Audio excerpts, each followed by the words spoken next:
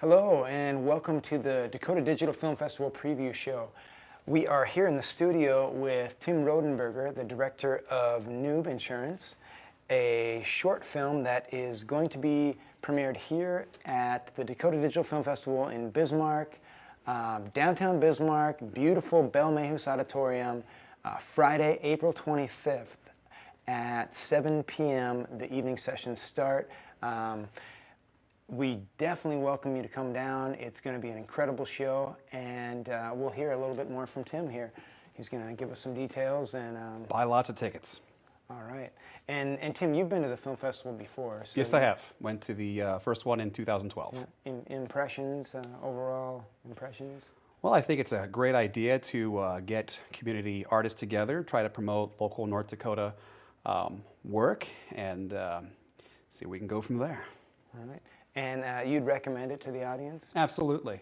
Absolutely. Whether you're a professional, just getting started, or like us, guys with no formal training, just love film, love, in our cases, gaming, and wanting to put the two together to create some form of entertainment for the people, to come learn how to create art, learn how to make it marketable and enjoyable to the masses, and networking, of course, is very, very important. Go there, meet fellow like-minded artists, possibly pick up some new projects to work on and so forth. That's how we met most of our crew.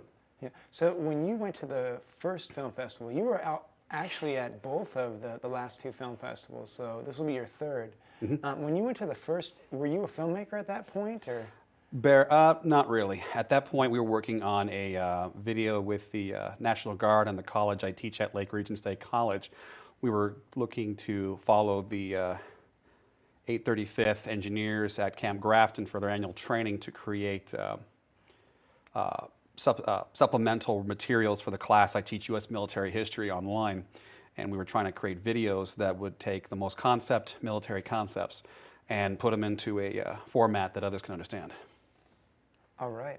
So you went from starting out with military videos, educational military videos, to then shooting actual stuff with the National Guard. Mm-hmm. And some students from Fargo, I believe? We had students primarily out of MSUM, Minnesota State University, out of Moorhead.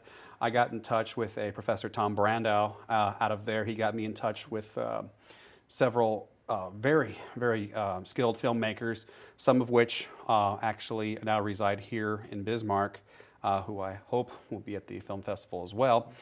And now one of them is a professional filmmaker who, not always sure where he's going to be, but he does a lot of photography out of Europe, so a lot of talent up here. Yeah. And for those of you who just joined us, we are here with Tim Rodenberger. He is the writer and director of N00B Insurance, one of the many great films that will be screened here in Bismarck on April 25th at 7 p.m. at the Belle Mayhus Auditorium at the Dakota Digital Film Festival. This is our third year, and tickets are available. You can get them online by going to dakotadigitalfilmfestival.org, or you can call 258-8767. And we definitely encourage you to come. Tim and I are going to speak a little bit about his work, and this is one of 12 of the short films, the really high-quality short films of the evening session. So, Tim, you were giving us a little bit of background on, the military training to actually shooting with the military, and now to this film. How did you make that jump to the video game world? Well, now that we actually have all the footage we need to create supplemental videos for my class, minus some other things I'm going to be working on over the summer, I fell in love with film again. I did some work in high school. Nothing substantial really came of it. When I went to college, I was a history major, later got my master's in American history, and now I, in conjunction with my day job, moving soda all day, I also teach online. I found that I had my passion for film reinvigorated by this project, and I'm like, it's an addiction. You get into it once, then you think you quit, and then you're like, wow, I got to do this again. And how am I going to do that now that I've got this project done? And me and my buddies were like, dude, you're huge gaming fanatics.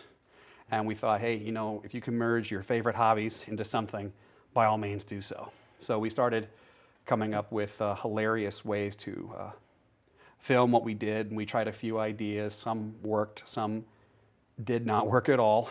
And then we learned from those experiences. And then from there, we started creating higher quality videos. And then we started appealing to others saying, hey, we got this idea.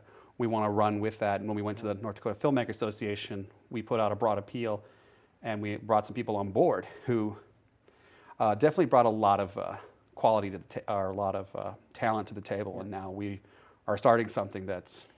Well, tell us a little bit about, for those who haven't seen the trailer or seen anything about the film. So what is it exactly? It's a commercial. It's a commercial parody. We wanted to submit something that was short, sweet, simple, to the point, but above all else entertaining to not just gamers, but to the general audience as well. So what we did was we created this parody of an insurance product. And we thought, you know, we should try to advertise some kind of a product that gamers would understand, but explained in a way that non-gamers can understand and find entertainment and humor in. So we spent literally days just locking ourselves in my house with music playing in the background and lots of Mountain Dew to carefully script out a commercial. By the way, anyone who thinks that a commercial is easy to do has never gone through the process of actually typing one out, getting everything down, even the semantics and wording. So this was scripted. You started with a script. Mm-hmm. The way we started was we had to come up with what kind of product we wanted to use. And then from there, why would anyone want to purchase this fictional product? And then we had to find ways to project it using nothing but in-game engines or in-game footage and technology. And then we had to decide which games we wanted to use that could accurately portray what we're doing. And in our instance, it was noob insurance, not newbie, but noob. Newbies are rookies, people lacking experience, whereas a noob, spelled N00B, are people who generally lack common sense, any hope of doing anything correctly. People who make mistakes, and they may have all the experience in the world, but they're not going to apply it very well. And if you ever played any online game, noobs can ruin anything. They'll be flying a helicopter with people in it, and they'll jump out for no good reason, leaving everyone to fall to their deaths, which is actually portrayed in the film itself. They'll run over their own teammates with vehicles. They will throw grenades against walls. They will crowd around a door, blocking everyone from going through it. All of this is portrayed in the commercial quickly, but it's done in a way using nothing but in-game. So you, nothing but in-game, so you didn't shoot any or create any animation, I should say, and do any post-production in like an animation graphic? Everything is natural except for the text. Some of the audio we changed around a little bit, but nothing substantial. Everything you see is authentic. So how did you, what do you mean by that? How did you actually shoot it? You were playing video games as you recorded it. So you have a capture card in your TV that's hooked up into your TV, which allows you to capture whatever you do game-wise onto a computer. And then who was gaming, and you had how many gamers? At any given moment, we had between 4 and 8 people online. We call them actors. People who, we give them a role, we tell them how to act it out, and then they act out those roles. For instance, on one map in Battlefield 3, we use Battlefield 3 because they are the only ones with private servers, so we can work privately. We learned that the hard way, trying to do it in Battlefield 4, and people were coming in who had no interest in helping us whatsoever. That's obstacle number 1. So then we had to rent a server. And then there will be 2 guys, or 1 other guy at my place, because I'll be directing it. I'll be on the computer recording. I'll have the headset on, which I'll be communicating to the rest of the actors. Most of them in the Bismarck-Mandan area, 1 or 2 out of Florida. And then I'll have a production assistant behind me crossing off scenes that we're working on. Because beforehand, we would say, we want this scene, we want this scene, we want this scene. This is how we're going to get it. And he'd be saying, Tim, pan your camera up. Because technically, I'm the camera since my point of view. It's all through my point of view, which means we have to turn off all heads-up displays. And therein lies another obstacle, because then we also turn off all teammate indicators. We have no clue who is who unless their costume or their outfit contrasts enough. So I'll be in one position calling out shots, and one person will be like, that's not me, that's Tom. Okay, Tom, I need you to do this. That's not Tom, that's Dave. So then you have that initial communications breakdown with guys who are generally more interested in playing and shooting at each other than acting out a role. And some of our shots took well over 24 takes. Some took hours upon hours to set up and execute. Wow. And it's a short little film. Very short. Over a short. 2-minute mark or somewhere in the 2-minute Including range. the text and the credits, yes. Yeah. But it took you how long about to get it all? About 2 months. Took about a month of pre-production. A week and a half, I had to spend about 2 weeks of vacation filming. We ran into one whole week was nothing but troubleshooting the capture cards because none of us had used them before. And the ones we had weren't Mac compatible, at least not without a fee. And one problem after the next. Yeah. Through this whole process, did you all have cell phones on, or were you all communicating just through the audio inside the game itself? One of the obstacles we ran into is everyone has to have the same thing, consistency. They'll have to have the same console, the same capabilities, and the same games. For consistency, we used Xbox 360s because we're all Xbox fans. We used Battlefield because we don't like Call of Duty, sorry. And we all had Xbox Live headsets. We used Party Chat to be able to communicate privately. We kept our chats private so no one could join in. And we all had professional headsets, so we could hear each other's instructions perfectly without our own surround sounds or speakers drowning it out. And I was the one calling out the shots. Well, and speaking of others joining in, if you just joined in, we're talking with Tim Rodenberger about Noob Insurance, a short film that will be screened here, premiered here, I should say, at the Dakota Digital Film Festival in Bismarck, April 25th at the 7 p.m. evening session of screening. You can still buy tickets. They're $15. You can go to dakotadigitalfilmfestival.org, or you can call 258-8767 and get your tickets that way. So, Tim, tell me a little bit about your actors. You said you had all these different actors. Who are the actors? Just your general run-of-the-mill gamers, whether they're hardcore or casual. Most of them are guys that I've already played with originally. We have a lot of buddies out of Bismarck, Mandan area, a few out of Florida that I went to college with, and then his friends, my little brother. Basically, people we also recruited at the North Dakota Filmmakers Association who had the same capabilities as we are, so there was no need to do cross-platforms or anything like that. And all they do is they have their headsets on, and I tell them where to wait position. I say, okay, I need you to do this, move from here to here, and when I say action. And very much like any other set, you got to set up everything to run exactly the way you want it to. If you want the explosion to be bigger, you have to set up in-game claymores or C4 around it and try to hide it so it's not visible to the cameras and so forth. We weren't perfect at it, but we managed to hide most of our special effects and pyrotechnics, so the explosions looked a lot more grandiose. And then when we say cut, they hold position. So. Yeah, I'm trying to visualize all this because I'm not a gamer, so it's a little tough for me to get it. But you think the average audience who don't normally game, they'll get it, they'll be able to follow? Absolutely. The way we scripted it was we had to, we're like, okay, we want to show this scene where several tactical soldiers are lined up against the wall, shooting in a general direction, and the guy behind the front guy is about to throw his grenade. We want the audience to be able to know that he's throwing the grenade against the wall, bounces back, blows up his team. And anyone who's not familiar with the game, their eyes are going to be wandering. So we had to come up with ways to, in post-production, to edit it in a way that their focus would stay where we want it to do, or want to be, and they'd get what we're projecting to it. And we found that simply pointing to objects and putting in simple text worked very, very well. Yeah. And then afterwards, when we're done, we'd bring in a lot of non-gamers, and we'd show them this, and we'd ask them, what are you seeing? Yeah. And if they laughed while watching it, sincerely, at the jokes and not our feeble attempts, we know we've done our job. So you had a test audience there, actually, to experiment with. That's great.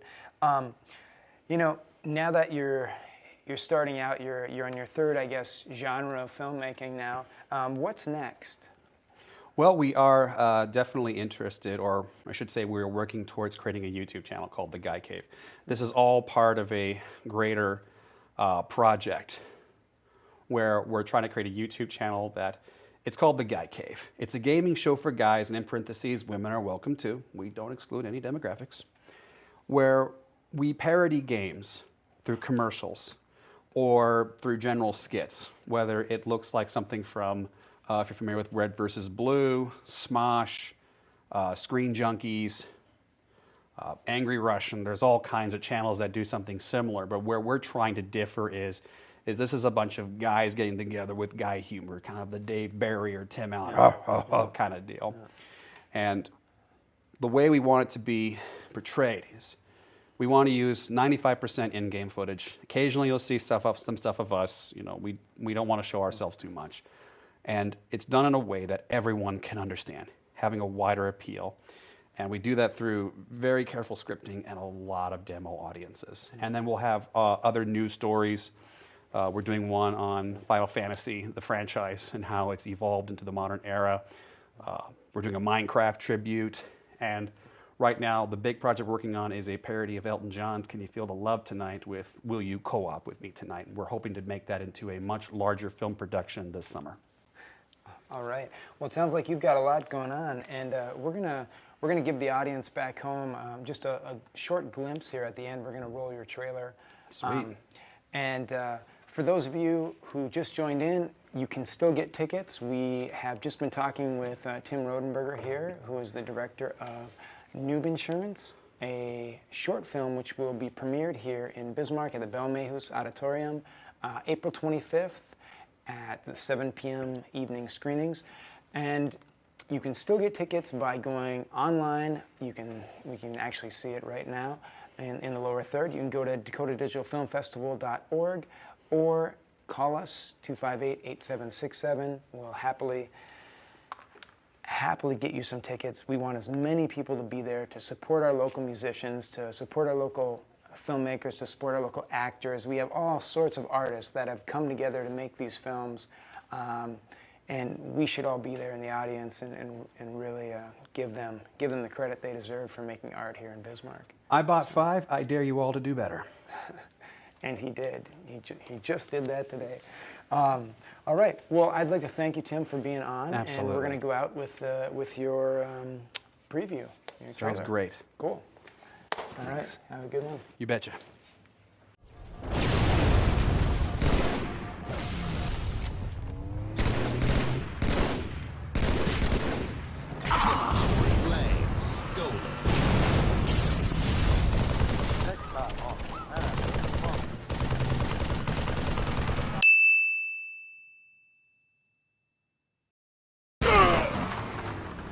Holy shit, you son of a bitch.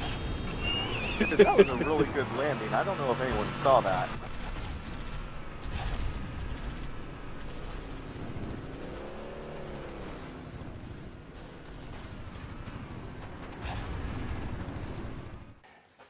And if you haven't got tickets yet, they are still available. They are $15, and you can get them by going to dakotadigitalfilmfestival.org or call 701-258-8767. April 25th, Friday night, at the Belmehus Auditorium, 7 p.m. Be there.